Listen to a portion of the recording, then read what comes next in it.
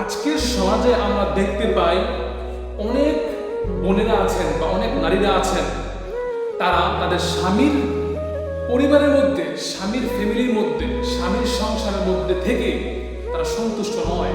অথচ যেই স্বামী তার সর্বস্ব তার সুখের জন্য বিলি করে দেয়, তার সর্বস্ব তার মনের চাহিদা মেটাবার ক্ষেত্রে সে বিলিয়ে দেয়, প্রত্যেকটা পুরুষ সে কষ্ট করে গোপনে গোপনে সে তার কষ্টগুলো চেপে রাখে, কাউকে সে বুঝতে দেয় না তার কষ্ট, তার স্বামীর কষ্ট সে বুঝে না।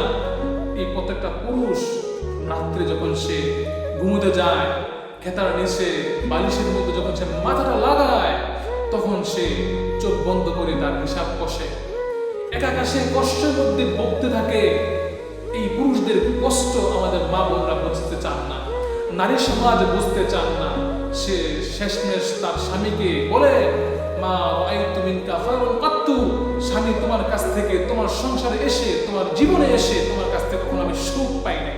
অথচ যেই পুরুষটা, যেই স্বামীটা তার স্ত্রীকে সুখে রাখবার জন্য, স্ত্রীকে আনন্দের মধ্যে রাখবার জন্য, স্বাচ্ছন্দ্যময় একটা জীবন তাকে উপহার দেবার জন্য, যেই পুরুষ তার জীবনের খায়াসাতকে সে মিটিয়ে ফেলেছে, তার চাহিদাকে সে পূরণ করেছে, তার ইচ্ছা কামভাবকে সে নষ্ট করে ফেলেছে, সে কখনো তার চাহিদাটাকে প্রাধান্য দেয় নাই, সে কখনো তার কামনাকে, বাসনাকে সে প্রাধান্য দেয় নাই, বরং তার ফ্যামিলির মুখে হাসি ফুটাবার জন্য, সন্তানের মুখে হাসি ফুটাবার জন্য, সন্তানের উচ্চ লেখাপড়া ভবিষ্যৎ কামনায় এই পুরুষটা তার জীবনের সমস্ত কামনা, বাসনা, চাহিদাকে সে কুরবানি করেছে, বিসর্জন দিয়েছে।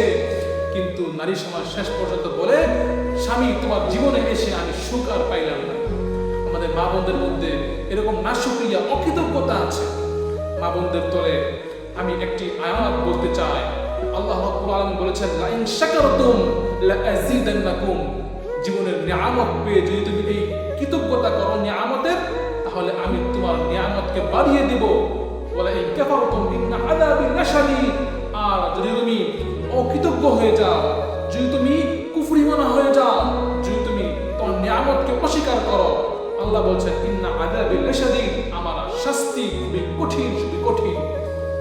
মামুনদের প্রতি হাম্বল রিকোয়েস্ট থাকবে, অকৃতজ্ঞ যেন আমরা না হয়ে যায়, অকৃতজ্ঞ যেন না হয়ে যায়। কারণ আপনি আপনার জীবনে যদি স্ট্রাগল করতে পারেন, যে কষ্ট করে আপনার সংসারটা চালাতে পারেন, হয়তো কষ্ট হয় সাময়িক, আরো নানা দিক দিয়ে তো আল্লাহ রাব্বুল আলামিন আপনাকে সুখী রেখেছেন, অনেকের তুলনায় আপনি সুখী আছেন। এজন্য সুখী থাকার অন্যতম একটি পদ্ধতি হচ্ছে, আপনার লোয়ার কোয়ালিটি যারা আছে, আপনার চাইতে যারা নাকি নিচু, আপনার চাইতে সামাজিক অবস্থানে সোসাইটির মধ্যে যারা নাকি এই নিয়ামতটা, এই সুখটা যার ভিতরে নাই, তার দিকে আপনি তাকাবেন, তাহলে দেখবেন যে আপনার কাছ থেকে এই হতাশা দূর হয়ে যাবে, এই ডিপ্রেশন দূর হয়ে যাবে। আপনার মনে হবে, আরে অপরের চাইতে তো আমি সুখে আছি, অমুক মহিলা, অমুক নারী, তার মধ্যে তো এই সুখ নাই, তার মধ্যে তো এই আনন্দ নাই, সে তো এর থেকে বঞ্চিত আছে, কিন্তু আমি তো এর মধ্যে আছি, এই নিয়ামত তো আমার কাছে আছে। এই চিন্তা করবেন, দেখবেন যে আপনার অনেক হতাশা কেটে যাচ্ছে, আপনার মাথা থেকে অনেক চিন্তা, দুশ্চিন্তা, ডিপ্রেশন দূর হয়ে যাচ্ছে। বরঞ্চ মা বোনদের প্রতি, নারীদের প্রতি আমার নসিহা থাকবে যে আপনি আপনার ভবিষ্যতের দিকে ফোকাস করেন, আপনার ফিউচার গঠনের দিকে আপনি ফোকাস করেন, নিজেকে এস্টাবলিশ করেন, নিজেকে প্রতিষ্ঠিত করেন, নিজের সন্তানকে কিভাবে উচ্চ শিক্ষায় শিক্ষিত করা যায় এই চিন্তা আপনি করেন। আপনার স্বামীর পরিবারের সংসারকে কিভাবে আরো ডেভেলপ করা যায়, আরো উন্নতি করা যায়, আরো প্রোগ্রেস আনা যায়, আরো গ্রোথ আনা যায়, এই চিন্তা আপনি করেন। মহান রব্বুল আলামিনের কাছে আপনি দোয়া করতে থাকেন, আল্লাহ আমার সংসারের মধ্যে অশান্তি আছে, আমার স্বামী কথা শুনে না, আমার সন্তান কি কথা শুনে না, সন্তান লেখাপড়া করতে চায় না, আল্লাহ তুমি ব্যবস্থা করে দাও, আল্লাহ তুমি হেফাজত করো, তুমি ক্ষমা করো, তুমি রহমত দান করো, স্বামীর সংসারে, আমার পরিবারে তুমি বরকত দান করো। দেখবেন যখন আপনি আল্লাহ তাআলার কাছে দোয়া করবেন, আপনার নালিশকে বাদ দিয়ে আপনি রহমতের দোয়া করবেন, বরকতের দোয়া করবেন, দেখবেন যে আপনার স্বামীর সংসারে বরকত হচ্ছে, দিন দিন আয় রোজগার ভালো হচ্ছে, স্বামীর সংসার থেকে আর্থিক অসচ্ছলতা দূর হয়ে যাচ্ছে, দিন দিন আপনার মধ্যে শুধু শান্তি আসবে, স্বাচ্ছন্দ্যতা আসবে, দিন দিন দেখবেন যে আপনার অবস্থান আরো ডেভেলপ হবে, আরো ভালো হবে। আমাদের প্রতি আহ্বান থাকবে, প্রিয় মা বোন, আপনারা নালিশ কমিয়ে দেন, বিচার কমিয়ে দেন, হাহুতাশ বন্ধ করে দেন, বরঞ্চ আল্লাহর কাছে দোয়া করেন, আপনার উন্নতি আনবার চেষ্টা করেন।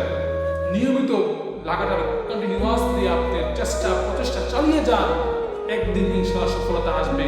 আল্লাহ বলছেন ওয়ালা সাউফা ইউতিকা রাব্বুকা ফাতারদা, নানান কষ্টের পরে, হাজারো নানাবিধ কষ্টের পরে আমি তোমাকে এমন সুখ ও শান্তির ঠিকানা এনে দিব, যেই শান্তি সুখের ঠিকানা পেয়ে বান্দা, মুমিনা, নর নারী তুমি সন্তুষ্ট হয়ে যাবে, তুমি প্রফুল্লিত হয়ে যাবে। আসুন আমরা সেই দিনের অপেক্ষায় থেকে এখন থেকেই প্রচেষ্টা শুরু করে দেই, সন্তানকে বড় করার চেষ্টা করি, স্বামীর সংসারকে গুছিয়ে রাখার চেষ্টা করি, এটাকে আরো উন্নতি বা ডেভেলপ করবার চেষ্টা করি। ইনশাআল্লাহ একদিন আমাদের সংসারের মধ্যে সুখ এবং শান্তি বয়ে আসবে। কেউ এটাকে ঠেকিয়ে রাখতে পারবে না। কোনো নিন্দাকে আপনি ভয় করবেন না, কোনো সমালোচকের সমালোচকে আপনি পরোয়া করবেন না, কোনো হিংসুকের হিংসাকে আপনি পাত্তা দিবেন না। মানুষ কথা বলুক না, যে বলে সে বড় হয় না, বলে জন বড় হয় না, 100 জন বড় হয়। আপনি সই যান, আপনি ধৈর্য ধারণ করে যান। মানুষ আপনাকে কথা বলবে, আপনার ফ্যামিলির মানুষ আপনার বিরুদ্ধে কথা বলবে, আপনার সন্তানের বিরুদ্ধে কথা বলবে, আপনার সংসারের বিরুদ্ধে কথা বলবে, আপনার উন্নতি হওয়ার বিরুদ্ধে কথা বলবে, আপনার স্বামীর বিরুদ্ধে কথা বলবে। বলুক না, দেখবেন যে শুধু সমালোচনা করে সে কখনো বড় হতে পারে না। যে সমালোচনা সয়ে উন্নতি আনতে পারে, চেষ্টা করতে পারে, প্রতিষ্ঠিত হওয়ার সুদৃঢ় প্রতিজ্ঞা যে করতে পারে, এক সময় সেই সোসাইটির মধ্যে বড় হতে পারে, প্রতিষ্ঠিত হতে পারে, সফল হতে পারে, সাকসেস